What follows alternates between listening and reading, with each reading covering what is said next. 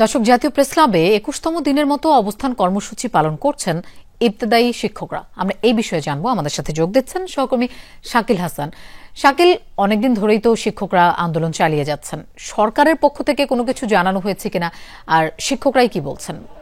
এখন পর্যন্ত লুপা সরকারের পক্ষ থেকে কোনো ধরনের রেসপন্স করা হয়নি। সেটির জন্যই কিন্তু এই শিক্ষকরা আজকেও আন্দোলনে বসেছেন এবং প্রেস ক্লাবের সামনে তারা অবরোধ করেছেন। সড়কে যান চলাচল বন্ধ হয়ে গেছে। তাদের দাবি হচ্ছে ইবতেদায়ী মাদ্রাসাগুলো জাতীয়করণ। এই দাবিতে তারা অনেক দিন ধরে তারা অবরোধ করছেন এবং আজকেও অবরোধ করেছেন সকাল থেকে। আপনি দেখতে পাচ্ছেন বিপুল সংখ্যক পুলিশ সদস্যরা এখানে মোতায়েন রয়েছেন।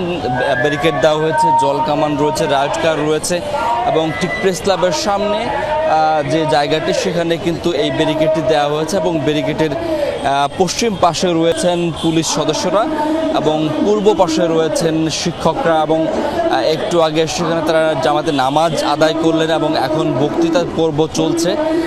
তারা বলছেন তারা এখান থেকে মার্চ করবেন এবং মার্চ করে আজকে যমুনা অভিমুখে, অর্থাৎ প্রধান উপদেষ্টার বাসভবন যমুনা অভিমুখে যাওয়ার কথা রয়েছে তাদের।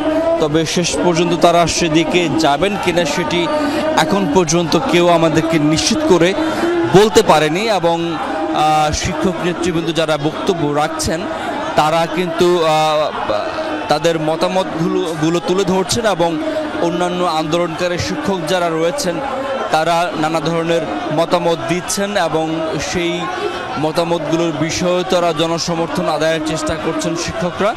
তবে তাদের মূল যে দাবিটি সেটি হচ্ছে ইবতেদায়ী মাদ্রাসা গুলো বেশ কয়েক বছর ধরেই তারা এই সমস্ত ইবতেদায়ী মাদ্রাসার শিক্ষা প্রতিষ্ঠানগুলোতে শিক্ষকতা করে আসছেন, কিন্তু তারা এখন পর্যন্ত সরকারিকরণ হয়নি, অর্থাৎ জাতীয়করণ হয়নি।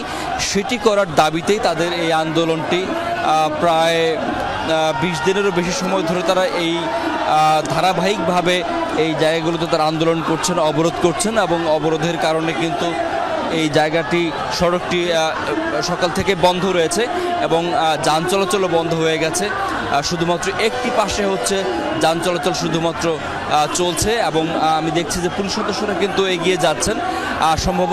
সম্ভবত পুলিশ সদস্যরা সামনে এগিয়ে যাচ্ছেন এবং শিক্ষকরাও চেষ্টা করছেন ব্যারিকেড ভেঙে তারা সামনে এগোনোর, এবং তাদের মধ্যে উত্তেজনা দেখা যাচ্ছে। এই উত্তেজনার মধ্যে আইনশৃঙ্খলা বাহিনীর সদস্যরাও সতর্ক অবস্থায় রয়েছেন।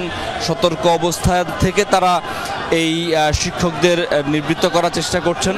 তবে প্রেস ক্লাবের সামনে যে ব্যারিকেডটি দেওয়া হয়েছে সেটি কিন্তু যথেষ্ট শক্ত এবং ভারী ব্যারিকেড দেওয়া হয়েছে, যাতে আন্দোলনকারী শিক্ষকরা এখান থেকে বের হতে না পারেন।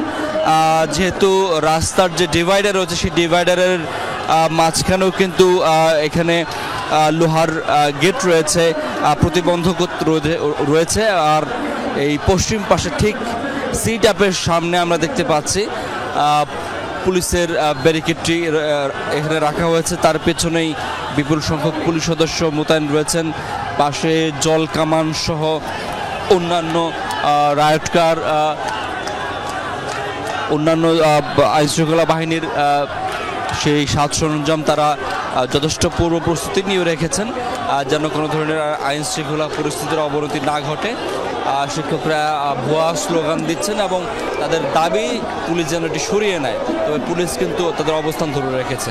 লোপা। শাকিল, আপনাকে ধন্যবাদ আমাদের সাথে যোগ দেওয়ার জন্য।